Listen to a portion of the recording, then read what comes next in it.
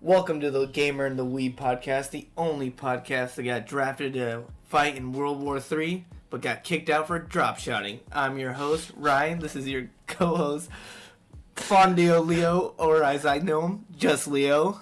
Dude, I love the intros you come up with. Thanks. I can't wait for like every time when we record a podcast, what you're gonna come up with. Dude, it's just, I usually think of them like right on the fly, and they're just like, whatever's going on right now in the media, and just some lame-ass weeb gamer shit, dude. So why don't you tell them what we're going to talk about today? Like, why don't you break it down? Well, since last video we didn't talk about any games, it was like mostly towards the end. I was thinking about we should name our favorite game of all time. We should start with a game that changed like your way of seeing games. So like a game you're like, wow, this pretty much introduced me to a whole new set of genres. And then a game that you, I guess, wish it was made or could be made or announced, whichever one's floats your boat. All right, for sure. So what's your all-time favorite game that you could play over and over again? So my all-time favorite game, so what you kind of said, I have two different answers, because you said a game that kind of changed introduced me to a whole new genre of video games, and the game that introduced me to a whole new genre would be Telltale Games' The Walking Dead. That was the first game where I played where it was very story-driven, where you got to roam around the map and like find clues. Like you couldn't leave a room until you found everything. You know what I mean? Mm-hmm. But my favorite game is The Wolf Among Us, which is also by Telltale. But it was just, in my opinion, had a better story, more interesting characters. I know I'm gonna get a lot of hate for that. Like I love Lee, but I think Big B's way cooler. Big B was a badass though. Yeah, he's just like he was cool. Trench coat wearing, cigarette smoking, turns into a giant werewolf. Like he's a badass, and he beat up so many fables. Like he's just such a stud. I love the gameplay style. I love the story, and even the artwork. It gave me a very comic booky feel, like even more so than The Walking Dead did. And Telltale has other games like Game of Thrones, Jurassic Park, but they don't even come close. The Batman one too. Yeah, I don't even think Batman. I haven't played it that one though. I love Batman. That's my favorite superhero. I just thought the story was weak and a lot of plot points were kind of lame. I like what they did with the Joker though, where he was kind of like an inmate and he befriended Bruce Wayne and kind of has this like kind of looks up to Batman. But I still like The Wolf Among Us better. I thought Big B was a way more interesting character and had like definitely something that you could see was like eating at him. That the fact that back in the day he was this giant werewolf killing monster and now he's trying to be a hero. That's what I was trying to. I was gonna say that it's pretty. It's cool, kind of cool how he is the actual good guy of the story. Yeah. When usually the wolves, big bad wolf is the bad guy, but he's actually like a really good guy that's not trying to kill. Yeah. Cause there was a Snow White that says, "Oh no, cause you'll go if they find out you go going back to your ways, and the whole town will hate you or fear you." And I thought that was really cool. Like you could really see that was one of the conflicts they wanted to show. If like with the choices they were making, I remember one of the choices is like rip the guy's arm off or just just arrest him. And I always chose to rip the guy's arm off because it made people like fear him. But if you wanted to be a good guy, you could too, and have have him like just arrest him. I actually recently replayed that game with my girlfriend. And because she doesn't play any video games, and I made her make all the choices. Like I just pressed the buttons, and even she ripped the guy's arm off. I was like, see, everyone wants Big B to be this cruel person, but deep down he wants to be like a pretty good guy. Mm-hmm. But what about you? What would you say your favorite game? Well, I have two answers because you used one answer for both, so I have two. So. I'm still thinking about my all-time favorite, so I'll just say the one that changed me was, I might sound like a fucking nerd, but Modern Warfare 2, like, honestly kind of changed my way of games. Because before, I never played any online games. MW2 was my first online game I played, and after playing it, I was like, wow, dude, this is the best shit I've ever seen in my life, And to this day, I have yet to see a better Call of Duty than MW2. Even though Black Ops 2 does that, I think Black Ops 2's story is a little better than MW2's. But I feel like MW2 was all around the most fun Call of Duty that's came out. I think that Black Ops 1 has a better story than Black Ops 2 in my opinion. Really? With the whole like the guy, like I remember as a kid when I was playing and it turned out that Russian dude wasn't there. Yeah, That blew my mind. I was like, what? I thought this guy was saving me the whole time. No, I like Black Ops 2 because just Raul Menendez is like a he does resemble like Bane a lot.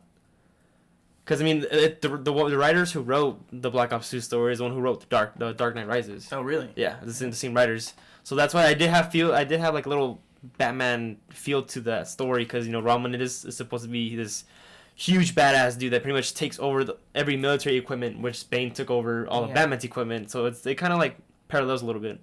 It's just that I think, well, if anything, Raul Menendez is the actual Bane because Bane is an actual Cuban. Yeah. He's not Russian like in the Dark Knight Rises movie. So I guess, yeah, but... NW2 probably has some of the most memorable missions. Iconic moments, yeah. Yeah, like the airport. Oh, the most talked about, ever, yeah. And I remember as a kid, they would be like, you have this is a gory scene, like, you could choose to skip this mission. And I never did, but I never understood as a kid, like, because I was horrible at video games, I would be like, this is like the easiest mission. I just run around and shoot people. Like, it didn't even click in my head that these aren't bad guys. They're just, like, people trying to go somewhere. And I was just mowing them down. Like, didn't even click in my head that that's what I was doing. It also has probably one of the coolest boss kills of all time. Oh, yeah. It's hands down the best one, yeah. That's one of my... I think that MW3 tried to replicate that with the hanging at the very end. That was still pretty cool, though, like... But I thought that it was way cooler with the knife. Oh, yeah, it is. Because Soap is just a badass. Oh, yeah. What's your favorite, real quick, on it? Yeah, that's why, so... See, I'm split between God of War, the PS4 one. Yeah. And then Red Dead 2. Oof. Those two... I remember they both came out, and then they didn't come out around the same time. They came out the same year. Yeah, but they were definitely the two for that year, battling for... Yeah, oh, yeah, it was either Red Dead 2 or it was God of War. That was it. If... The only category they weren't nominated for was it was best fighting or best racing. That was the only category it was. But when it comes to storytelling, writing, voice acting, like pretty much anything that involves them two, it's always gonna be either Red Dead or it was God of War. Have you seen that commercial with the writer of God of War talking about God of War? And he's like, yeah, like everyone keeps talking, like the biggest meme was that we called Atreus boy, and he goes, that was huge. He was like I kept calling him boy because I couldn't think of a name for him for so long. And so in the script it was just boy, boy, boy. And I was like, that's like such a thing that people wouldn't think about, like, like he just couldn't think of a name. Yes. Like, like I have a hard time naming, like if I were to write a character, I'd have like a hard time naming him. Mm. But he, like, just to have it like boy and then become such a big thing kind of is crazy to think about for me. Yeah. In the end, I'm probably gonna choose. Honestly, God of War. God of War? Yeah, it won Game of the Year, but I just feel like God of War is more of a unique story. Because usually, if you're a Marvel fan or MCU fan, they portray Thor as a good guy. Mm-hmm. But I like how in God of War, pretty much Thor's family are the bad guys. Yeah. So Thor's an evil, Odin's evil. Thor sends his 2 sons to kill you, and then Odin sends his half-son or his son to kill you and stuff like that. And then of course of Kratos being this like OP ass god that just destroys whoever is in his way. And I like how when in the first 3 games how he's just trying to get revenge, just kill every god that he sees. And then how in this one he's more trying to hold back and be a good guy and start a new life and have a family.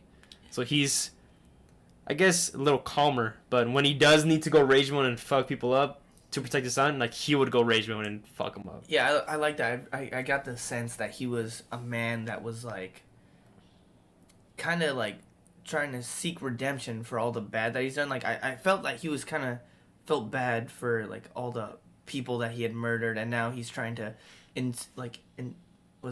instow?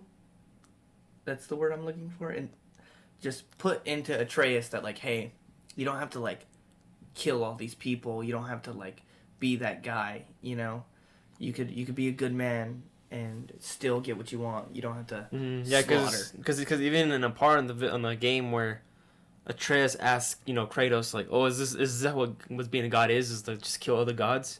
And that's when Kratos says, no, you choose who you choose to be. Yeah. And I was like, now that's development right there. Oh yeah. Because if it was like Greek Greek era, he'd be like, yeah, fuck those guys. He's like, just fucking stab them. Who cares? When he brought out his the swords, his chaos blades, right? That's what they're called. Yeah. Gave me chills. I remember watching my brother on PS3 freaking play those games and being like I said, I sucked at video games, so I didn't play him really. So I was like watch him just like wreck in God of War 3, and then to see that in God of War 4, him pull them out, like I didn't think we were gonna see that, and that just shot chills down my spine. Definitely hit a nostalgia button for me. Yeah, and I think one of the sickest lines you said was when he's going to retrieve the Chaos Blades, and then as he has them in his hands and like he's like, you know, making them go up and stuff, then like Athena was there and she goes, oh, like something about a monster. Oh, that you'll always be a monster, that you can't run away from it. And he goes, yeah, but I'm your monster no longer. And I'm like, fuck, what a badass. And he just walks right through her because she's just like an how you say it, illusion. Yeah. So as far as games that I wish were gonna be announced, to stick with the theme of this episode of it being Batman related. Well, because you can't really say Wolf Among Us 2 because I think it's confirmed that they're making a season 2. Yeah, it is confirmed. That they're releasing the Wolf Among Us 2. The trailer looks awesome. They kind of redesigned Bigby. Didn't really like it, but I think it's taking a time skip. If you don't know, Fables is a comic book that the Wolf Among Us is based off of, and I hope to see some of the characters from that in it. Like Cinderella is actually a big part in the Fables universe. And I hope to see her in the second game because she was hinted at all throughout the first game. Like her mailbox was there. I think at one point you actually go into her apartment. I could be wrong, but you at least see a picture of her at one point. But I'm not gonna say that. I'm gonna say the next Batman game. It's a lot of rumors. I mean, it's kind of confirmed, but we don't have a trailer yet. We don't have any news or any details. We've seen don't even have a title. We've seen like some glimpses because WB Montreal's making it, the same people who made Batman Arkham Origins. So the weakest That's one. The weakest one of the series, the saga, definitely. But I'm interested to see what they do with it because they've shown a picture of like 4 symbols. One of them looks like a police symbol. One of them looks like the League of Assassins symbol, and the other one looks like the Court of Owls symbol, and the other one I have no clue what it could be. But so we kind of have like a theme of what it's gonna be about, like the underground of Gotham, or like the leagues inside Gotham, like fighting for control. But honestly, what I would like to see is there's a comic book called Battle for the Cowl, and it's where all of Batman's adopted sons they fight for who's the next Batman. And it kind of Arkham Knight kind of ends where where that comic book would take place. You know, Batman is quote unquote dead, deceased. Spoiler alert! But the game's been out for like 2 years, so get over it. But in that comic book, you see like Jason Todd, who was introduced in Arkham Knight, Nightwing, who you get to play as an Arkham Knight, Tim Drake, who you get to play as an Arkham Knight, fighting for who's going to be the next Batman. And I would like to see that in that game, as along with like. It would be cool to switch in between the Robins and them finding a different member of like the League as like a different in their own bat suits, seeing how they like fight differently and all that, and at the end all coming together and fighting to see who would be the one Batman, the one true Batman. I think that'd be really cool. I could have sworn Rocksteady was making a different comic book game. Like they just picked up the rights for some other hero. I forgot what it was. I think it was Superman. Superman? I heard they were developing a Superman game, and that's why WB Montreal okay. Yeah, that makes sense. Got the Batman. And it's not even confirmed to be in the Arkham series, but everyone just assumes that, you know, it's going to be in the Arkham series because of who's making it. And it might be a prequel to even Arkham City. They're saying that the game might take place in between Arkham Asylum and Arkham City, the first and second game. I actually like to play it because I played Asylum, I played a little bit of City, and I finished Night, and I thought Night was like one of the best games I played in my life. Night was I like Arkham City just because I'm a big fan of the Joker, and I thought, don't get me wrong, what they did with the Joker in Arkham Knight was incredible. I really liked that. Like, it almost made me not want to beat the game just so I could have the Joker like Yeah, he was just with you. Yeah. Following me around. Because like since in the asylum city when he's shared your blood with you, so now you just see illusions of him. Yeah. Everywhere. But I like the thought of I like in City, like they did like a lot of unexpected things where I thought in Night there was a lot of predictable stuff, like Arkham Knight being who Arkham Knight was. I was like, everyone knew that by the time the first trailer dropped. They were like, oh, we know who that guy is. It's fucking Red Hood. Yeah, it's the Red Hood. And even if you, honestly, what made me so irritated about that game, to go on a quick brief tangent about Arkham Knight, is the symbol that Arkham Knight wears. It was like the little, like the diamond that is the Arkham Asylum symbol. Mm-hmm. If you just paint it red and put wings on it, it's the Red Hood symbol. Mm-hmm. And so they kept going like, Rocksteady was like, it's not him. It's not Jason Todd. It's not the Red Hood. I'm like, the symbol is very clearly the Red Hood. But that was like the one thing that bothered me about Arkham Knight and the Batmobile. There, I felt like they forced that upon us too much. I thought that was pretty cool. I mean, I didn't like how they forced you with missions to use the Batmobile, That's like with tanks. I didn't like that. But I do like, like just to call it around and just fucking wreck people. And I do like the touch where if you drive to an enemy nearby with the car, it tase them instead of just fucking murdering them because Batman doesn't murder people. So they did put a lot of thought of with villains with Batman doesn't kill them. Yeah, and that's why I think Arkham City is better, because it had way more villains in it and way more boss fights. Like in Arkham Knight, you get to fight Arkham Knight. And like in the main story, Arkham Knight don't even get to fight Scarecrow. Yeah, you don't. So you get to fight Arkham Knight as the main boss. You don't even get to fight Poison Ivy as the main boss. There's like not many main like boss storyline fights. Whereas in Arkham City, you get to fight Mr. Freeze. You get to fight Mad Hatter. You get to fight Ra's al Ghul. You get to fight Clayface. You get to fight the Joker. Like, there's so many characters that I'm sure I'm even forgetting some, but you get to fight so many bosses that I thought it was really cool. Mm-hmm. And like, you really felt like Batman running around and fighting all these different villains in one night. But what about you? What game do you wish you could have announced? God of War 5, dude. Yeah, I was like, God of War 5. God of War 5. Because they did leave you with the cliffhanger, like, you spoiler alert. I mean, everything we talk about from now on is just spoilers, so we're not even gonna warn you about spoilers, because if you're gonna watch this podcast, just know that there's gonna be a spoiler alert from whatever we talk about. Especially if the game's been out. God of War by now has almost been out a year. Mm-hmm. Like, you've seen the spoilers, you know how it ends. Like, as soon as the game comes out, YouTube is just flooded with spoilers. Yeah. So like, they did end it with, Kratos and Atreus, spraying their mother's ashes on the tallest mountain of Jotunheim. But the thing is that there were some realms you couldn't access yet. Like, it just said, oh, you can't access it.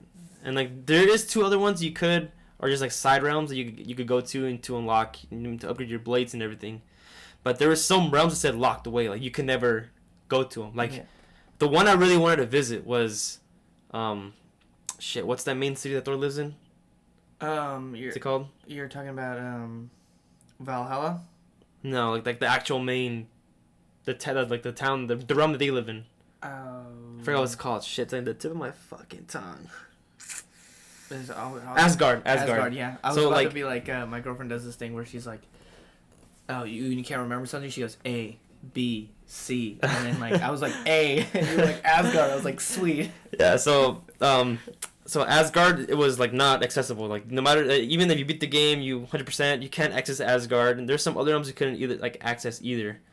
So I was like, okay, so I'm sure I thought they're gonna release a DLC for it, but I guess it's already been too long already. Like, I don't think they're gonna release a DLC, so I think they're gonna wait to make like their next blockbuster game. So I would buy a PS5 just to play that game, and then never touch my PS5 ever again. I just want to play that God of War, because it was such a good story. Like, you see Thor in the ending of God of War 4, but you don't really see him. Like, you just see him wearing a coat, everything covered, and he pulls on Mjolnir, and that's it. But I want to see Odin. I want to see Thor. Like, the main boss that you fight in the end, like, you find 3 times. Like, his mother's still around, she's a goddess. And there's still some other gods that they haven't mentioned yet. And then there's a part in the mission where you and Atreus are leaving, like, this little treasure place. Like, it's called Odin's Treasures. And there's a board that has 4 symbols, and one had a Greek symbol, and then one had the North mythology symbol, and then there was an Egyptian symbol, and then I forget what other symbol there was in like there. Japanese or something. Yeah, so like they were saying that it's possible that we could to explore different, realms. Okay, so would you like to see, in God of War 5, you get to fight like Egyptian gods too, or would you rather them finish the North mythology? I think they should finish up the North mythology one first. Because then, like, there is little glimpse in the wall. Because, like, their mother was a giant, and she, like, saw the future. She knew the future and stuff. And she did write on the wall of, the whole adventure you go through. And then, once Atreus, like, leaves to go to the mountain to, spread the ashes, Kratos looks at this one little blanket that's covering, like, a little extra part. And once, like, the wind blows and it lifts it up, it shows Kratos laying dead on Atreus' hands. Yeah. So I kind of want to see because he's Loki. That's what they announced. So I'm like, oh shit, it's Loki. So I would want to see what they do with like that story. Furthermore, that's bad news for Kratos. You know what I mean? Yeah, I know. So I think they should just end it in Norse mythology and just leave it there. Don't touch it ever again. Or they could do Kratos. They could do like a Red Dead where Kratos dies and you play as Atreus. Yeah, they could maybe do that. And then make it like the next game like a 50-50 where like you play as Kratos sometime for some missions, and then you play as Atreus for other missions. Mm-hmm. And when you play like Atreus, he's by himself. Because like when you play as Kratos, you get Atreus with them because they're always like together when they fight, at least in the last game. But make Atreus older too. Well, they have to, yeah. Like I don't want this game to pick up like right where the old game left off, and they're like, and Atreus is still a little boy running around. Like make him like a teenager, a young adult in the next game, and then you get a DLC once you beat the next game, and he's like fighting Egyptian gods or roaming around like killing like gods who abuse their powers or something like that. That'd be cool. That'd be dope. Alright, so what about your most anticipated announced game? Okay, so like a game that I want to be announced. No, like just that's actually like official. It's like in the works. It's The Wolf Among Us 2, dude. I'm excited about that one. Like, I really am. But a game I wanted to talk about real quick that I'm also, like, really hyped for. Spider-Man 2. The way, like, the next, like, PS4 Spider-Man. Like, I really want that game to be announced. Like, they haven't said anything about it, but I really want that game to be announced. Well, it's for sure gonna... It's gonna happen. It's gonna happen. It did well. There's a lot of positive reviews for it. I mean, it was good. Didn't like how it was fucking fast. Yeah, I beat it in 2 fucking days. It was a quick play for sure. It was really fast. And then even like making 100%, I feel like it was too easy too as well to get 100% completion of the game.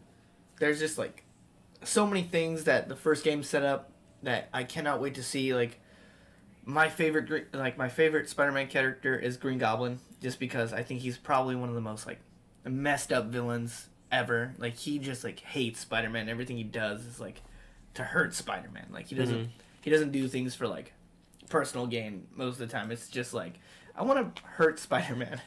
It's true. And I like that. I can't wait to see that in a game and have a boss fight. I hope it's not a lame boss fight, but yeah, the bosses were pretty lame in this game too. Yeah, they were. I feel like they were the best. Once you kind of got like the hang of it, the fighting, you wrecked. You know what I mean? Yeah, like, and this is why I liked God of War, because you really had to know when to dodge and when to strike. Because if you didn't know, you would not pass the game. I mean, if you do end up passing the game, then the next challenge is to fight the Valkyries. And oh my god, I spent hours and hours just trying to fucking defeat just one Valkyrie. And then once I got the dodging and everything down, then I was able to defeat, like all in one try. But then once you reach that final Valkyrie, she has the moveset of every single Valkyrie you fought before. And dude, I almost spent like 4 hours in just one sitting just trying to defeat this. I'm not going to sleep until I defeat this fucking Valkyrie. And then once I defeated it, oh my god, I was so fucking happy. Like, I feel like with God of War, you have so much like completion. Like once you beat, you're like, I fucking did it. Like, you're so happy about it. It's a satisfying win. It's a really satisfying, yeah. I think, yeah, God of War is my favorite all-time game. I'm still sticking with The Wolf Among Us. I love The Wolf. I thought it was, and it hurt me so bad because it didn't get like it won. I think it won Game of the Year Yeah, I think mostly a lot of their games win a lot of awards. And then it ends on a cliffhanger, and you just never get and we're finally getting an answer to the cliffhanger. And I remember like just me and my buddy would speculate and like what do you think will happen? Who do you think we'll see next? And just like nothing. And we finally, what hurt the most is Telltale announced it, and then Telltale shut down. Yeah. I was like, no.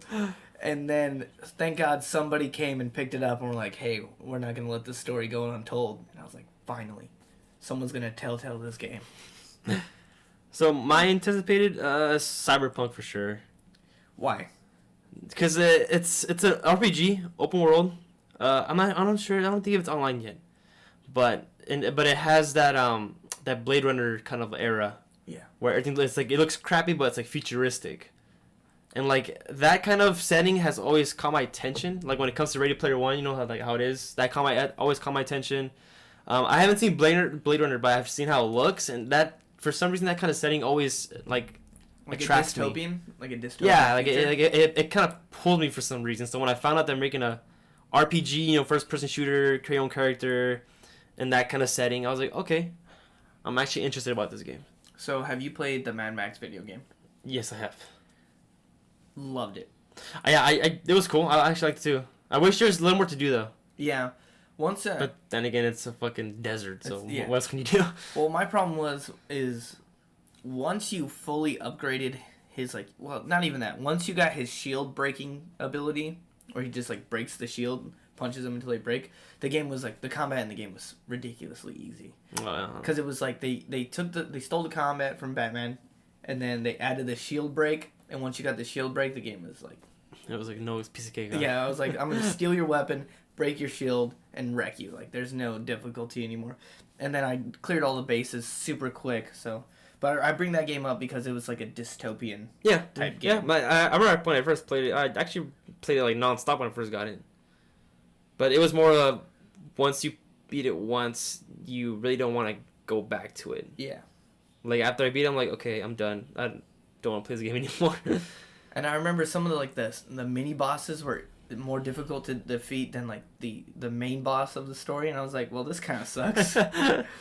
But I did like how the main boss, which I thought was going to be, that gas mask dude from the movie. No, it's actually that one dude that Tom Hardy fights. Yeah. Like in the bus when it's like moving and he's fighting him. And I think he fucks him up with like some kind of like car part. And he just like bangs it on his head constantly until he fucking dies. So I was surprised he was the main boss. I was like, oh shit, he's the main boss. But, yeah. I think they were trying to set up like other games to fight the other warlords of the... I don't think it did so hot as... Yeah, I don't think it did. Yeah. Well, it came out the same time as Metal Gear Solid. The fifth one? The fifth one? The Phantom, something? The Phantom? Yeah. The one that, like, pretty much everyone was talking about when it came out? Yep. It came out the same day. Yeah. So that sucks. And I went to GameStop, and he was like, you here for Metal Gear Solid? I was like, no, I'm here for Mad Max. He was like, yeah, this game isn't going to do well, but it's a good game. And I was like, cool. As long as it's a good game. Here, huh? Yeah. Alright, well... I think that's enough for video games. Okay. But better than we did last video. We only had 10 minutes of it. Yeah, but we talked about Siege, and yeah, that game will be around forever, you know what I mean? Oh, yeah. I mean, I think once they're going to add a few more operators, I think they'll be done with the game already. Okay. Because now I think they're actually working on speaking about quarantine. They're making a Rainbow Six quarantine or something like that, right? Are they? Yeah, I heard it was something called Rainbow Six, quarantine or something. This would be like a zombie type game. Oh, wasn't there something like that? There was already one like that a while ago. That's where Lion and oh really? Yeah. And what's the one that marks people?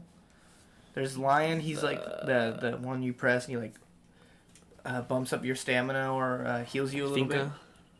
Finka? Yeah, that sounds like it. And he is the he's the one who just tracks you. If you move while it goes around, then he tracks you. Dude, I remember when you first came out, show you the outline. Yeah, I've never played around that era, but I've seen when he was first released. I'm like, dude, that's fucking OP. Yeah. That's I can see why they nerfed the shit out of him. And then I was playing Legion just today, and I hate his nerf, man.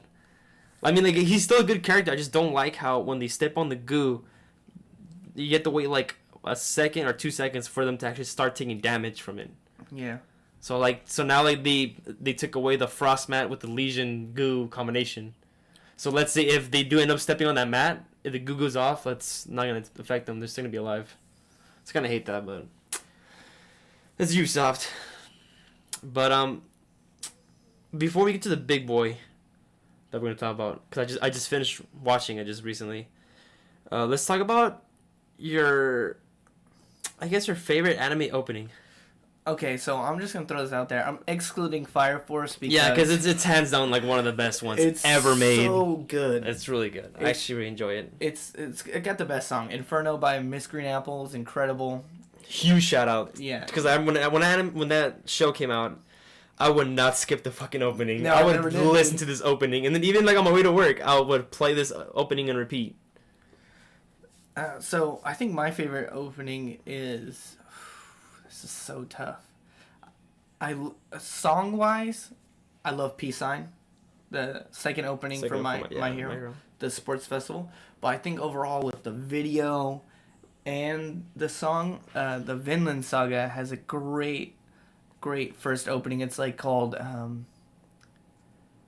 Muku Joe something, and it's so good. It's like I love when they do this in openings where it's like it's in Japanese and then it turns into Spanish. English for a second. Who wants Spanish? It goes from Japanese to English, and I really like that, and it's got like a kind of like a metal like sound to it, and I loved it. And the video was just fucking Vikings murdering each other. That shit was awesome, and it's a really good anime, a really good story. It's probably one of my favorite openings. If not that, the new My Hero one. From Blue Encore or something like that. Yeah, something like that. Yeah. It's like Parlous. It's like Polaris. I don't know. It's not like but I know what you're talking about. It's the first one because I know there's a new one now that came out, but it's not as good as. Well, it's like a slice of life opening. It's probably the first one that actually. It's actually I think the first opening that I'm like, yeah, not a fan. Because so far, like from season 1 up until the beginning of season 4, all their openings have been really good. So like I remember I was talking to you about this, how I see Naruto as the kings of openings. Yeah. Even though we're talking like mad shit about him in the last video. Yeah. But I see him as like the king of anime openings. Like they had so many like consistent, like really like iconic openings. Like from the first one, the second was probably the best one from like when they were kids. Was that and then which one's Bluebird? That's in Shippuden, right? Bluebird Shippuden, yeah. And then when Shippuden came around, we had like that one rap opening, which is really good. And then they went from like I forget what the second one was, but then after the second one was Bluebird. I think Naruto had like the most consistent good openings. And then what's the one in the War arc that everyone loves? It's like something called Silhouette or something like that. Silhouette, yeah, and it shows all the faces all. Yeah, that's probably the most popular one. It's either that one or Bluebird is the most popular one. I love Bluebird with the Iron Man. Did you see that one? The Iron Man Bluebird. I did see that one. So like my favorite anime opening. When it comes to anime openings, dude, like the one who really leaves, like, you singing the song. The guy, an author called One. He has 2 shows that are hugely popular: One Punch Man and Mob Psycho 100, and those 2 have some killer openings. I like the first one in Mob when it's like the countdown. Yeah. I at first when I first listened to the second opening, I was like, it's alright. I like the first one better. But then as I started listening to it more, I'm like, no, dude, this song goes fucking hard. And then that's been on my repeat recently. I really enjoyed. It's called 99.9. Yeah. Instead of 99. 99. Yeah. I can hear like the yeah. So like the first opening was called 99. The second one's called 99.9. And I think the band's called Mob Choir. It's like a band made just for the show, which is pretty cool. And I think the second opening for Mob Psycho 100 was really good. It was either that one or the first opening for One Punch Man. Those 2 are like fucking amazing. Like it gets you pumped up for the show. Like you're watching, you're like, oh fuck, dude, we're about to see some shit go down, you know. That's what I really liked about those 2 openings. Like they pump you up. So real quick message to all you people who make dubs: stop dubbing anime intros. Listen, I love anime, but stop dubbing anime intros. Oh, like when freaking Dragon Ball Super. The Super, yes. I was just thinking about that. I hated how like chan chan chan chan da da da da. That song was so sick.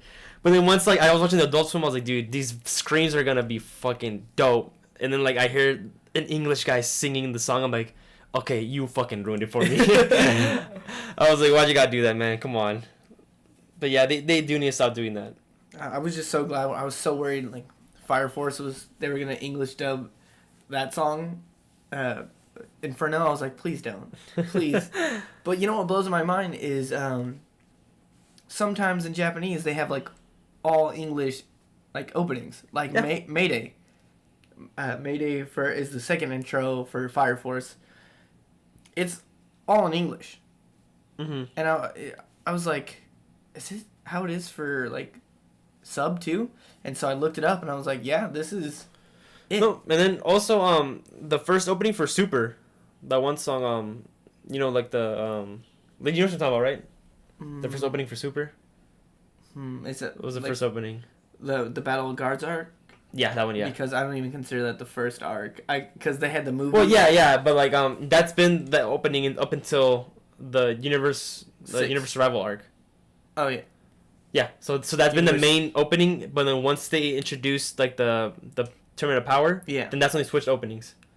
But the first one, there's the sub. I was like, dude, the sub was really good. And then, I guess when I saw that in Adult Swim, it was in English, but it was the same guy, same band, and it wasn't bad. It was like it's something that's the same, which I think they should do. If you're gonna dub the opening, have the same guy do it.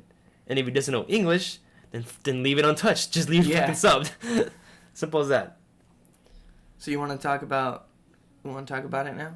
Hold on, let me see if, or how about what's like the intro that you're like, I don't like this intro. See, that's a really hard one because you really have to think about that one. You don't really think about the intros that you don't like. You know what I mean? Well, because the one that I don't like is the one after the iconic ass Naruto War arc opening Silhouette. The one after that, I'm like, this is a huge step down from that song. How are you gonna like? Well, I guess mine would be like the one that comes after the second season 4 for My Hero because I didn't even list season 4 opening 2. Yeah, opening 2. Yeah. I didn't even give it a shot. Yeah, and then I thought it was gonna be good because it's the same band who sang Silhouette from Naruto. It's the same band. Yeah. So I was like, okay, this has got to be hard. No, it's like a little, like, oh hey, lay back song. I'm like, oh, fuck this, dude. I want to see Deku fucking bleeding, dude. Come on. I want to see some Air Force freaking Delaware smashes like going through the air. But yeah, but the people need this break. They don't even know that yet. Oh yeah, if you don't read the manga, then be thankful. You don't know what's gonna you don't know what's coming next. Like you can't let your guard down. It's like watching Infinity War, how you just can't just chill out because once you let your guard down, boom, fucking someone just dies out of nowhere, and you're like. Yeah, and then you're just like, oh shit, I just missed that. So yeah, so for sure next season, don't let your guard down. You gotta stay on your fucking toes watching this shit. Just from now on, because it from now on it's no breaks. This is your only break, so enjoy it while you can. Because after this, it's just fights after fights, especially where we're at now. Oh Jesus! Little spoiler right now. It's for those who don't know about the manga. The fucking Hawks and Dobby fight. I'm waiting for that. Well, it's Dobby's first. Actual fight, yeah. But I will say, I'm disappointed that Dobby is not at the hospital. Okay, yeah. Because every time there's an arc about Todoroki or Endeavor, I know Dobby's going to be involved in some way, and that means we are one step closer to hearing him say, I'm Toya Todoroki. Like, we all know it. Can you just say it out loud so we can stop, more evidence, like every video on YouTube right now, it's more evidence about Dobby being Toya Todoroki. Like, we all know it. Can you just say it out loud? Mm-hmm. But another little spoiler, real quick. Sorry, I love My Hero manga. It's so good. What do you think is gonna happen with Shigaraki? He's only at 70%. I don't know. Like, you think he's gonna bust him out early, and he's just gonna wreck? Because the way they set up, dude, it's like this is the fucking ending. Yeah. Because it's it's a war. It's like pretty much like a fucking, the ninja, like the great ninja, Well, people are calling this the Naruto Sasuke fight. Like, how that was the end, like when Orochi. Oh, for the first one? Yeah, from the first part. They're saying that this will be the end of My Hero Academia, and we'll go into My Hero. Oh yeah, I could see that happening. Because there's no way that it ends like this and people are going back to school. You know what I mean? That's true. They're not like this. Oh, we just had a giant war where half of the villains died and half of the heroes died, and the villains kind of won. So let's just like go back to high school. Because I am curious to see Shigaraki once that testing is done. Oh, dude, he's gonna be. I'm waiting for that. But as of right now, like the huge thing right now is Hawks versus Dobby. That's gonna be. It's gonna be a good fight. It has to be because as of right now, I don't think we've seen Hawks fight, huh?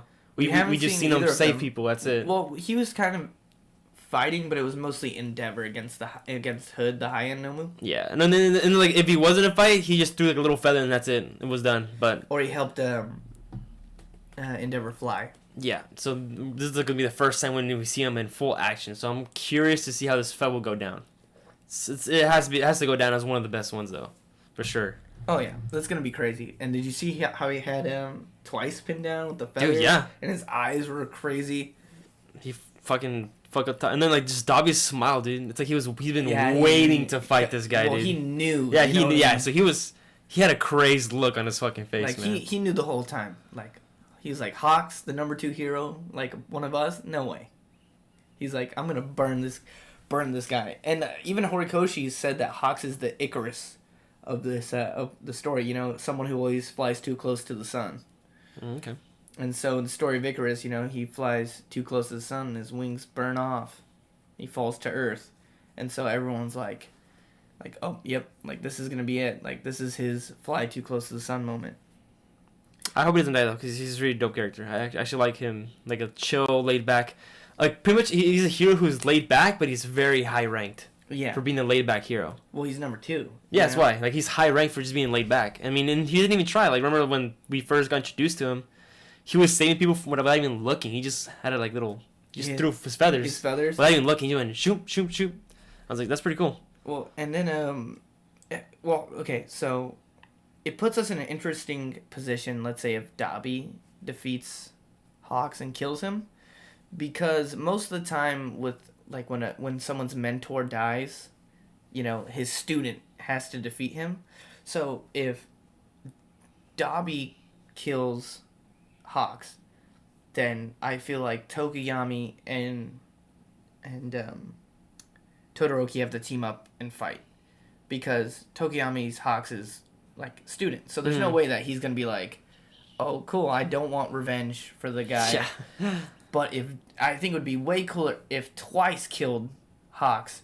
And could you imagine seeing Dark Shadow versus Twice? Like all the Twice clones versus Dark Shadow? That would be so... I think if it was like Rage Dark Shadow, like how we saw in the movie, I feel like he'll wreck Twice. It would be like Naruto versus Pain. You know how like the tailed beast came out and fought? Yeah. Oh yeah, I can see that.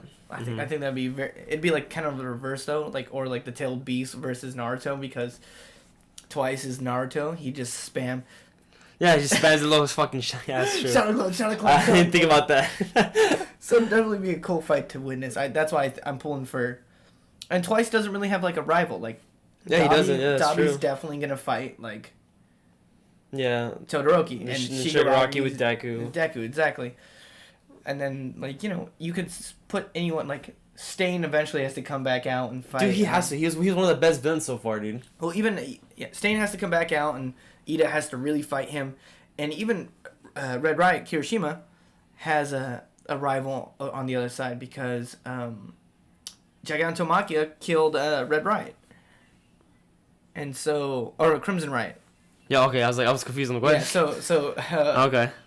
So that's Kirishima's.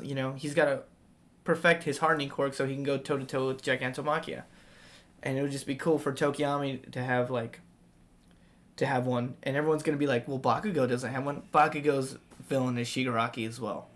Yeah, I'm pretty sure like it would be like some kind of like My Hero's Rising type shit where it'll be those two versus Shigaraki at one point. Yeah, and then one of them will fail, and then the other one will pick back up. Mm-hmm. Because I mean, if Deku's gonna get float sometime, and Bakugo could fly with his explosion quirk. Yeah, and they're gonna be the only two who are able to stay away from Shigaraki, because even Todoroki, like let's say he makes like an ice castle that he goes in the air with, it doesn't matter, because if he's touching that ice, he's in danger.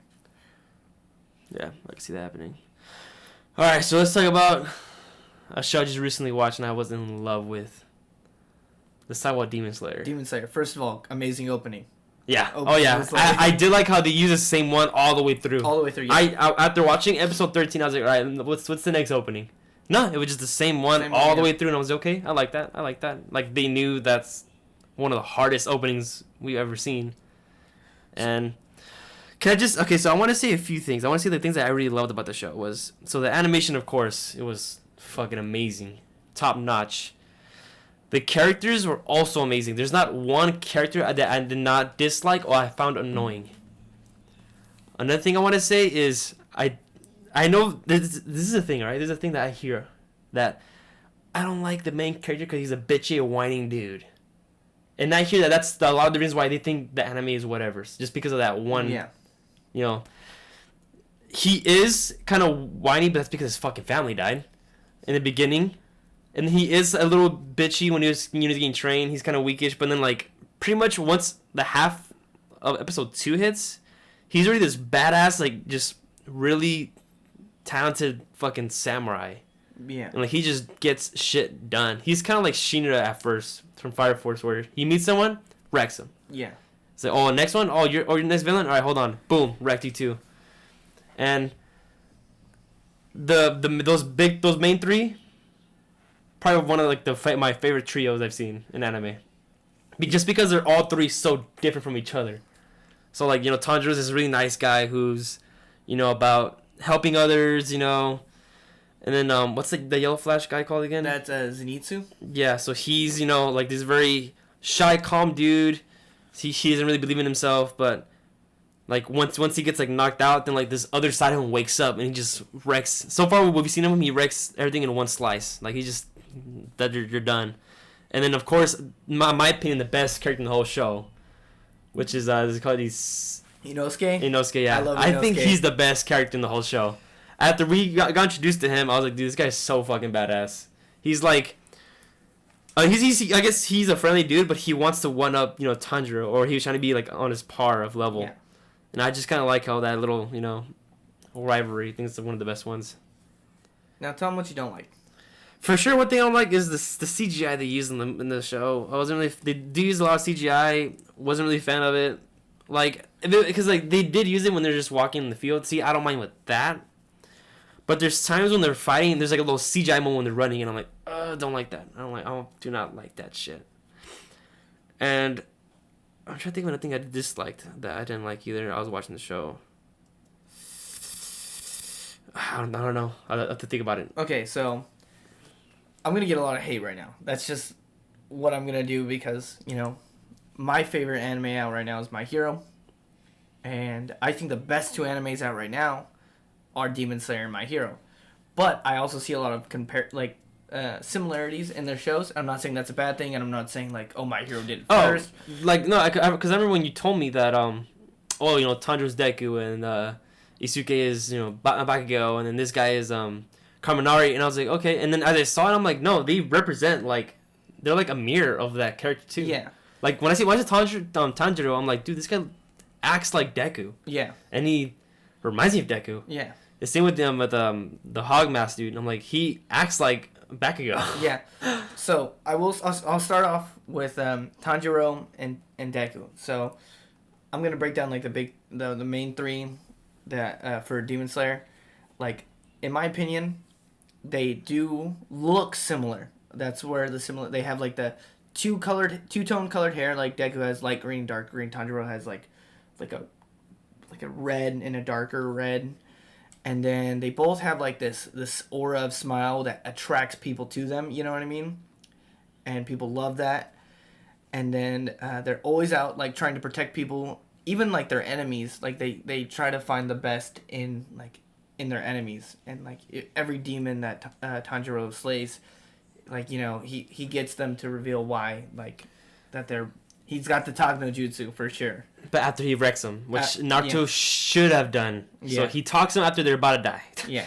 That's the thing I missed out. That I did like how, you know, after he does, even though he's gonna, you know, kill him, he does have some kind of like feel of sorry for them. Like I think the one that kind of like that was kind of sad was when the mom spider girl. Yeah. When like dude, like Tanjiro was about to fucking just go ham. Like I think he was like sixth form, I guess, something like that. But then after he started like her kind of asking for the death, then he switched it to like like the I think it's called like the first form. Yeah. Which it was like a like painless death. So like it was like a quick slice, like, and she was like, "Well, I don't feel it," and like her head fell. She goes, "Oh, I don't feel this. Like I wonder why." So like, and then after she was like, like burning the ashes, he kind of like looked back and had like a little down face to him. Like he seemed kind of down about it. So I did like how each demon he slays has a story behind them on why they're demons, and it makes you feel sorry for the demons too. Yeah. So they each have their own story, and then the main character Tanjiro has a like I guess a loss after he kills him, and like he feels bad about it. I did like that a lot. And so like the one thing that I will say they have, and they even wear the same color like palette, black and green. Yeah. And they have their one thing that the villain like sees, and he's like, "Why do you have that?" Like, the villain sees like his like Tanjiro's earrings, and he's like, "Oh my God, why do you have that?" Yeah, it's like, "Oh, look for the sunrise earring." Yeah, and then like for Deku, it's like it's super minuscule, but like when people like see his like boots, they're like, "Oh my God, like why are you wearing those boots?" Even though it's nothing, it just they know who he is because of the boots. He's like, "I'm supposed to kill the boy like muscular." He's like, "I'm supposed to kill the boy in the red boots." Oh, that's you. Okay, cool. And then Demon's like, "I'm supposed to kill the guy in the earrings." Okay, cool. That's him you. right here. Yeah. Yeah, and then when it comes to like their personalities, they're both goofy, and they're both extremely hard workers. Like if you notice, they work. I would debate that besides Goku, these two characters work so hard at their craft to be like the best at their like their talent or what they're given. One thing I do give Tanjiro the upper edge in is that he's more badass. No, because they both get girls. Yeah. But I feel like Tanjiro isn't shy. Yeah. When it comes to talking to them. He's pulling. Like that one girl who wouldn't talk. She only like flipped the coin. Like he straight was like, "Hey, like, let me help you out. Like here. Yeah. And if I flip it and I win, you talk. Like." Yeah. So he like went for it. Like if it was Deku, he'd be like, "Oh my God, it's a girl. It's a girl. She's actually kissing me." Yeah. So like I feel like Tanjiro's more of a stud. So and then we come to Zenitsu, who is straight up like so similar to Kaminari. Yeah, and they have the same electric power. Like I'm not saying Kaminari is the big three. I'm saying as far as like parallels between Demon Slayer and My Hero, like we got a lightning boy who's like really like he's really badass. But he's also, when he overuses his powers or he faints, he turns into something else. For Kaminari's case, he overuses his power, it becomes stupid. Mm-hmm. For Zenitsu, he gets scared and becomes a total badass. One thing I will say, I liked Zenitsu way more, specifically because I like when he's fighting the spider demon. And he's like, I only know like one thing, and like whatever I do with that one thing, like it's going to be perfect. Like my one form is perfect no matter what.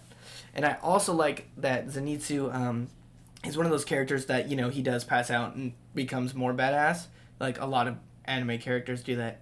Gohan for one of them, Naruto when he goes into tail beast mode, like they all like pass out and become something way cooler. But I like that Demon Slayer ended that in 2 fights. He kind of realized that in that spider fight that he was doing more than just being afraid. Like he was worth more. Like he's like, I know that Tanjiro's out there and Inosuke's out there like sacrificing like their lives, and I'm out here like being a wimp. And like when he fought the spider, he realized that like, oh, like I'm kind of a badass. Mm-hmm. And I like how that ends there. Like there's no more like wimpy crying. Like, well, yeah, there is, but there's no more like when he comes to fighting, he's not like oh, I need to pass out first. Like he knows that he has this power. And finally, I will say 100% Inosuke is a way better character than Bakugo. Oh, yeah. A way Hands better down. character. Way better. Because he actually acknowledges the rivals that he's facing. And not even that. My big thing, I've been begging for this to happen. I'm begging. Every time you see Bakugo, he wins. But he doesn't fight anybody. You know what I mean? Like, put Bakugo in the fight against Stain. You think he beats Stain? Because I don't. I think he rushes in, gets cut, game over. Well, I don't know, because I feel like he rushes in, but he rushes in with he actually has a game plan though when he rushes in. Yeah, but you think Stain wouldn't be able to counter all of this young boy's moves? You know what I mean? Mm-hmm. And you put him against the fight with Muscular. What is he gonna do against Muscular? You think he has an explosion that's strong enough to take out something that 100% of All Might's power can take out? You know? Mm-hmm. And it's just like Bakugo's never been put in a situation where like, and like even against Todoroki gave up. Like True. He's never been in a position to lose, and that's the first thing we see Inosuke do against the main dad. Yeah, against the Spider Dad. Yeah. He loses, and he's like, I didn't do anything, you know, like, and that's when he like wants to become stronger, and he realizes that like Tanjiro has more power than him, but he also realizes that like he has power and he wants to become stronger, you know, and that's what I think was just.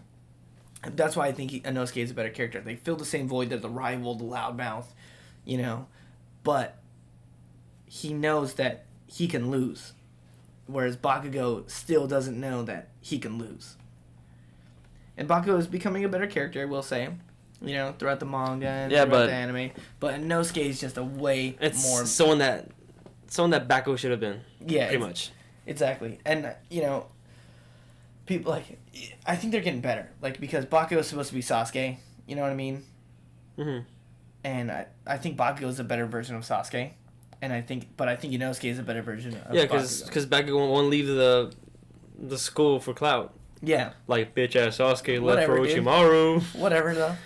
Like, but I like Inosuke. I think he's the best. But there are more similarities in the show that the two shows have. Like, the Water Pillar is definitely like he plays a similar role as Todoroki, you know, like the cool and collected, ridiculously powerful like guy.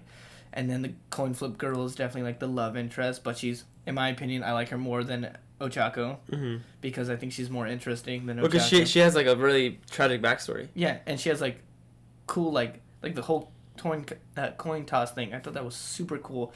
Whereas Uraraka is just kind of like, her whole thing is like she wants to be strong, so like Deku will acknowledge her. You know what I mean? Mm-hmm. And she wants to provide, but she also like in the manga she does realize that she wants to save people, you know, which I thought was cool.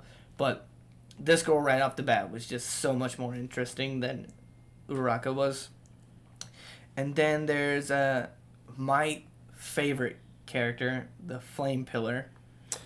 He's pretty much like the Mirio of he's the My Lemurian Hero. for sure. Yeah. Like they like move similarly, they talk similarly. In the manga, you're like, no, it's funny because I remember like when you told me about that, it's like, oh, this guy's Mirio. I'm like, okay, let me see. The first scene I see him, he's like standing like this. I'm like, okay, so why does Ryan think this guy resembles Mirio? As soon as he close to his face, there's sparkles everywhere. I'm like, that's fucking Mirio. That's Mirio. That's exactly him. How like it zooms up to his face and all you see is these little stars that sparkle around him. I'm like, that's some shit like that Mirio would do. Yeah, even when they talk. And he has a huge respect for, you know, like the master, like the main guy of the whole. I'm gonna cough.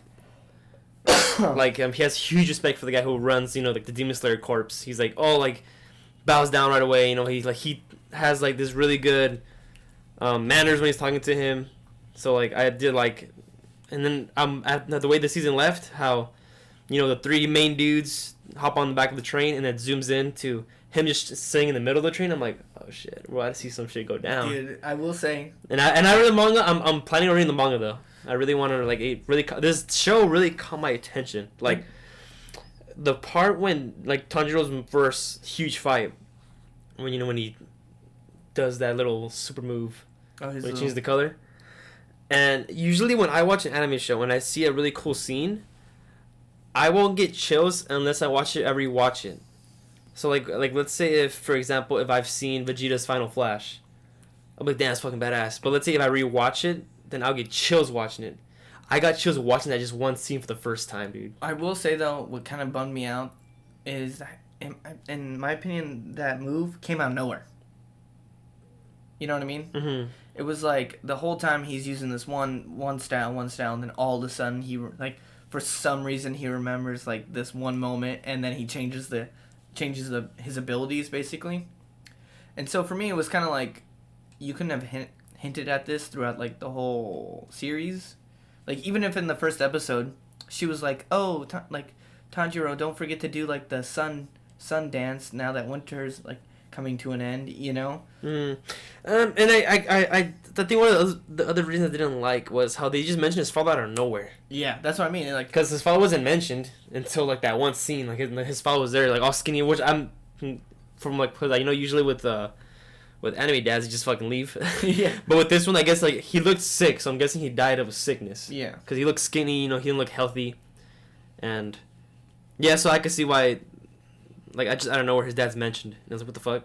Yeah, and that whole move was mentioned. Like there's ways in anime that it would have been better, and like little things. It doesn't have to be like a big whole chapter. You focus on this one thing. Like in the beginning, if you like saw Tanjiro doing like the dance, you know what I mean? Just in the beginning. Well, I guess he could think of it because because I remember his sister was like in hanging, getting, and usually he goes into rage mode when his sister gets hurt. And I guess since those two are the first, like, two firstborns, yeah, I guess he could have thought a moment back when it was just her and him and his dad. Yeah. I guess that could be it, but I'm just making up bullshit. And then I will say his dad was, like, a little tiny bit foreshadowed when he was, like, when Muzin, the main villain, Michael Jackson is what I call him because he looks exactly like Michael Jackson. When he goes, when he's like, those earrings. I mean, like, kind of like, foreshadows, like, oh, there's something more to Tanjiro than just, like, all of a sudden he's become, like, a demon slayer. Mm-hmm. But, yeah, I just wish that's my really only complaint about the show. Like, I really didn't even notice the CGI. I love the water effect that they do. Yeah. It's so clean, and I just loved it. But one thing I like, and I like that people in this show, another thing that I like Demon Slayer does more than My Hero, people die. Yeah. Like if someone died, they're gonna fuck it. Like especially when the whole spider arc. Yeah. Like dude, so many people died brutally. Yeah. Like I remember the one when like the main spider villain, like he has these webs that were really sharp and they could like cut you easily. And there's one guy who was, I guess, like a flashback, and like this one Demon Slayer corpse was trying to like kill one of like his sisters, and then he goes, "Okay, I'll give you power if you join me. Do you want to help? No, I'll help you if you join me." So like, of course the dumbass says yes, and then he just goes, "Okay," just throws like this, like a cobweb. He throws it at the guy, and you see him just slice them to pieces. I'm like, holy shit, they do not hold back on gore in this fucking show. Well, that's like what was I gonna say? Like, just read the manga, and people like, they're not afraid. Like, My Hero is afraid.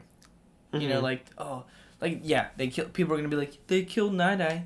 You're telling me that like Endeavor shoots people with fireballs and they live, or like? No, it kind of gets me mad because if he does like. So I don't care who you are. If you cannot survive a United States with fucking smash. No. When he fucking dead to All For One, and I saw him laying there, I'm like, he's fucking dead. Well, okay, since it's All For One, I understand because that fucking guy could have like some dumb ass he could, quirk. But like there is some times when they just survive a move where I'm like, nah, come on, that's like, let's see, let me think of a moment when any time Todoroki has hit any other kid with fire and all that's happened to them is they get knocked out or something. No, they have like 4th degree burns. They should be so wrecked. Or Bakugo shoots, because like there's times where Bakugo should have killed Deku when he had him like in the air in their fight and he shot down. Oh yeah, holding his face and it's not Dragon Ball. Like Goku like if Goku fucking gets socked by Vegeta and like he hits the ground hard as fuck from like the moon. No, Goku would still live because he's the same. Yeah, no, not that, but like the higher power level you have, then the more durable you are. Like Raditz in the beginning of Z wasn't even that high of a power level. He only had like 100 something, and he could already catch bullets. Yeah, and just flick them back in the same speed. But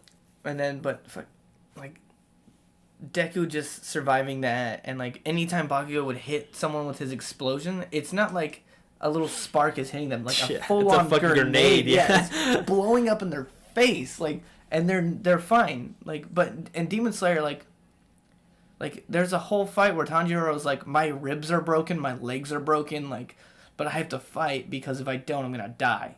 Yeah, I do like he has a staple anime of never giving up. Like I remember the one when he used, I think it was the first fight he used against like the arrow and the ball girl, and like he used so much of that, like, you know, because like he needed to use it so he could one hit the floor. And then he was on the floor and he was like, oh, I need to get to my sister, and he had the blade in his hand while he was crawling, you know, because he couldn't like feel his legs, and he just kept going. He's like, oh, I need to get to him, and I'm like, okay, this guy has pretty much like any other anime where they never give up. My favorite fight in that show is definitely the room when he fights the house demon. Oh, dude, that was a really good arc. I like that arc a lot. For sound effects, that was me moving the sound of the room moving. Like I like it because that's something to introduce, you know, the best character. And like when they open the door, he was like turned around, he's like, oh, that's a demon. He goes, I'm free. He just runs away. And he's like, I'm gonna find you, demon. I'm like, okay, that feels a fucking badass. But dude, one of the funny moments is when he chips away at the sword. Oh yeah, and he's like, when he gets his brand new swords, yeah, and he's like looking for a pebble. Like, what's he doing? He says, King. He's like, the guy's like, no, that's my sword. I'm gonna kill him. He's like, ting. He just keeps doing it. Yeah, that's really good. Dude, you know what else is my favorite thing? Is when, you know, the demon was trying to kill Zenitsu, and he freaking got drafted into World War III, and he freaking drop shot him because this has been the Gamer and the Weeb podcast. Fucking I was like, what was this? Well, before we do go, I do want to switch my top 3 like beginner anime shows. I would replace One Punch Man with Demon Slayer. That's a high recommendation. You love One Punch Man. Yeah, I do love One Punch Man, but One Punch Man is more of a to enjoy it, not really choose the story. So I feel like Demon Slayer has a better story, and I think if you're the type of guy who's like, oh, I don't like the main character being a whiny little bitch, Demon Slayer is a really great anime for that because they mature quickly. Yeah. And then you see him in their full power right away. I mean, he's not full power, but like you see him already trained and like ready to fight. Where he can hold his own. I guess. Yeah, while as in like other, you know, shows, it does take a while for him to get trained, like, and to be badass. Like even like right now in season 4 of My Hero, like he's now being able to like hold his own, whereas Demon Slayer, he was like already in the first season. Yeah, first season he was able to hold his own. But I will say I feel like the characters are weaker in. Oh yeah. But that's only because they're not superheroes. Yeah. Like I feel like. Realistically, Muriel with his powers could probably solo that whole verse because how are they going to hit him? Mm-hmm. So, you know. And one more thing. We shat on Naruto last podcast. Yeah, so we like Naruto. I saw a guy dislike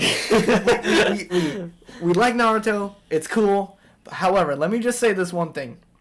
I saw a post on Instagram today, and I sent it to you. Oh, dude, that shit, I was it was Naruto, like it was a meme, and it was Naruto Rasenganing one of the pains, and you know, the title, the caption was like Naruto, and then the pain that he was Rasenganing had the titles of Dragon Ball, One Piece, Bleach, and another anime. I can't remember. Hold on, let me. Was it Hunter x Hunter? Was it? It might have been Hunter x Hunter. Let me just say straight up. Naruto better than Bleach, but it is not better than Dragon Ball, One Piece, or Hunter x Hunter. That is a fact. And the thing is, we haven't seen One Piece, but we just know for sure that it's not as good as One Piece. There's no way a manga that ran what? It's been chapters? I think it's been running since '99. I think. No, but Naruto. How many chapters is Naruto? I think it was 700, I believe. 700 episodes or chapters? Chapters. 700 chapters? I think that was that much. I'm not sure. That makes sense. I have to re-look it up, but I know it's around that close to chapters though. So 700 chapters. One Piece said at 1,000. Halfway done. Halfway done. You don't get to that level without being amazing. You know what I mean? Like for sure, the author of One Piece has to have been planning it since he was a fucking kid. Yeah, and Dragon Ball, still going. It is. Yeah. People are begging for more Dragon Ball, like. Which is funny because I remember people were shitting on Dragon Ball Super when it first came out. Yeah. And then once like the Tournament of Power arc came out, everyone's like, "Oh, where's season 2?" I'm like, "Oh, now you bitches want more Dragon Ball?" It was like it slowly became something. It was like yeah, it did. Like Battle of Gods, cool. Resurrection F, whatever. Terrible. Universal 6, yeah, Hit was a really good character. I have a plushie right there hanging on my wall. Hit, amazing. And then we get into Goku Black, which is not the most solid arc, but People For sure, it was the best one though. The people One of the were best ones. in love with it. Then we get into the Tournament of Power, and we get Jiren, worst villain ever, but still super Well, he's not powerful. really a villain though. Yeah, that's true. He's more of an, I guess, anti-hero. An obstacle. Yeah. You get Ultra Instinct introduced. You get Vegeta's random power up introduced. More Saiyans, and then you get the Broly movie. People are You know what? I will say, Naruto's never come out with a movie, and people were like, "Oh, I want to see that guy again." Mm-hmm. Yeah, because maybe seen Boruto, but how did that end up for you guys? Because I did see the Christian Koski movie, and it was terrible. Like, it wasn't bad, but it's not what you expect. Like, if you see creation of Koski, you're like, oh shit, we're about to see some sick ass fights. We're about to see the way they recruited him. You do see the way they recruited each of the members, but you don't see any of the fucking fights. Dude, I can just imagine this though. Everyone, when that movie was announced, the creation of the Ikachi. Yeah, everyone's like, oh my god. Itachi. Yeah, no, and the funny thing is, they didn't even show Itachi's recruitment. Which, are you fucking serious, bro? What the fuck? But I saw the last. That one was really good. It was not the best, but I thought it was alright. I mean, it was basically just how Naruto and Hinata became a thing, which I thought was interesting. Yeah, it was interesting. Yeah, but I did see clips of other movies. Like, there was a movie when Minato and Kushina, which Naruto's parents, come back. Yeah, they were like for a mission. I'm like, what the fuck? I was like, when was this? And then I know there's another movie where it shows what if Naruto's parents never passed. What if the Uchihas weren't slaughtered? Yeah. But I'm like, and Sasuke's like an Uchiha police or whatever. Yeah. He's gonna kill everyone in the still an asshole, yeah. Yeah. And but yeah, like, and I did see a tweet like earlier too, I think like a while ago, where someone said, "Oh, Dragon Ball fans aren't eating well enough," meaning as in we don't have much stuff out. And someone shitted on that tweet. He was like, "Bro, we have deep Dragon Ball superheroes still coming out with some new shit. We have a movie in the works. We have games that are still getting updated, just Kakarot and Fighter Z. We're still getting monthly chapters that are 40, 50 plus pages each chapter. And then for sure there's going to be a season 2." And he goes, "No, my dude, we're eating well." Yeah. And I was like, yeah, the Dragon Ball fan base is doing well. If anything, the Naruto fan base isn't doing well. They're not eating. They're definitely starving because the only thing they have is Boruto, huh? Yeah, only thing they're eating on is Boruto, and maybe they have a little bit of nibbles from the Jump Force. But guess what? Dragon Ball, My Hero, Bleach are all in that too. So that is true. And I heard the Naruto characters are ass anyways to play. So I forgot about Jump Force. I know there's a new game called Shinobi Striker, which is for Naruto, but don't really hear much about it yet. No. So all they have to jerk off to is just Boruto, but everyone knows Boruto is trash. I mean, I read the manga; it's not bad, but it's not Naruto Sage type level. It's not Jiraiya's like the 3 legendary Sounding level. It's not that. Well, I just heard Bleach is coming back. I know you've never watched Bleach. Yeah, I never watched Bleach, but I did hear Bleach was coming back. And I did have a friend who actually preferred Bleach over Naruto. Really? Yeah. I like Bleach. Bleach was one of my first animes. I loved. I will say though, he gets too convoluted. Like once you hear Ichigo's backstory, he's like everything. You're like, what the? You're like he's like I'm a Soul Reaper, I'm a Quincy, I'm a Fullbringer, I'm a Hollow, I'm a Visor, I'm a this, I'm a that. I'm like, dude, you're everything in the fucking series. No wonder you're the main character, and you're still getting clapped. Like I don't get it. That's why Naruto is better because Ichigo always gets clapped, and it has to be some random ass bullshit that we never talked about up until the last moment for Ichigo to beat somebody. Naruto, he's cool. He's got the beast in him. We get that. But Luffy plays on his own strength. Goku plays on his own strength. And, what's the main character from Hunter x Hunter? What's his name? Goin? I don't know his name, but I know who the kid is. He trains his ass off. Way harder than Naruto. Those shows are way better than Naruto. I'm sorry, Naruto fans. You guys are overhyped. And almost every other verse would solo your entire verse. Yeah, like I just... Like I'm on Twitter a lot, and I do see a lot of dumb shit on Twitter, and I do like to rant too.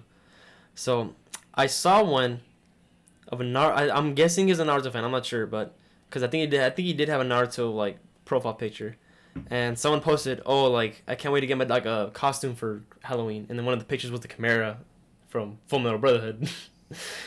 So, I mean, I do admit that I did see a joke like floating around a lot. I think that's like the only joke I see from Full Metal Alchemist. And then someone goes, Full Metal Alchemist Brotherhood fans only have one joke, right? I was okay. Let me clap back real quick. You guys only post one fucking fight on Twitter. Yeah, that's... Which is a stupid ass Rock Lee and Gar fight. And not even the fight. You just post just him taking his fucking weights off. That's all you guys post. You guys jerk Rock Lee off so much. Dude. When my guy, in my opinion, is better. Wasted potential. Rock Lee. There's many wasted huge potentials in fucking Naruto. Shikamaru, Rock Lee, and then Naruto. And this is the thing too. I heard this too. I heard people say Naruto is better, not better. I forget what they said, but they think Goku's a pussy. So I was okay. Let me give you this situation. What happened when Naruto when Neji died? He lost the will to fight. Yeah. Like he was about to give up and just not fight anymore until he had to fucking slap them. And he goes, "I like your hand. Oh, thanks. I'll keep fighting." What did Goku do when his best friend died? He transformed into Super Saiyan. Super Saiyan. Dude, something that was never been done for was thousands impossible. of years. Yes. Yep. So don't at me. If you want, follow my Twitter. It's the same as my YouTube channel, but that's it because I could go on about it. Oh, yeah. So just to closing out, we love Naruto. We hate the fan base. Yeah, it's for sure big three, original big three. It's no doubt about it. There's a reason why, but there's a line when it goes to it's a great show to overhyping it. Yeah. There's a boundary to that. Yeah. Know your limits, Naruto fans. Yeah, just know the limits. Please do comment on our video if you have any clapbacks. We will answer them in the comments. I like to read them. I would love to hear the Naruto fans. I like to please. hear your opinions on why you think Naruto is the best, or why you think, or give us your answers why you agree with this, because I know there's other stuff too that we're missing out. Yep. So. Please like, comment, and subscribe on our video. Share it with your friends if you enjoyed it. Also, hey, go follow his YouTube channel. Yeah, he makes great content. If you like Rainbow Six Siege, what else have you been playing recently? Just any topic. Just recently, I started playing a game called. I think it was called something chicken. You're gonna hear my mouse click. Oh, Ultimate Chicken Horse. It's a platformer RPG. No, not RPG. Platformer game where you play with your friends, and there's rounds. So when the round starts, it tells you, choose one platform for each player, and you put wherever you want, and then you keep playing. And then as it progresses to rounds, they give you more ridiculous items to put in that little area. So the first one to the finish line wins. But you could die. You could fall into an abyss. And then the one with the most points in the end wins. And it's actually really fun. I have it's a pretty good hour recording of it. It's really fun. Super funny video. That's Fondio Leo. Like, comment, and subscribe to his stuff. It's awesome. Also, I want to give a shout out to my aunt's podcast. It's called As Above Arts Pod. It's on the iTunes podcast. She just recently uploaded a podcast, and she was pretty much interviewing me about our podcast, my YouTube channel, and stuff like that. She posted it as of today of Tuesday of March 17th, so this is going up probably on Saturday of this week. So go check it out. And then also, if you want to follow her on Instagram, I'll leave it in the description. She has a bunch of really sick art. There is some stuff I collabed with her with. I did draw a young All Might, and then I also drew a Mr. Aizawa drawing too, and she has them for sale. All right. Well, this has been The Gamer and the Weeb, the only podcast that once again got drafted into World War III and got kicked out for drop shouting. Thank you very much. Later, guys.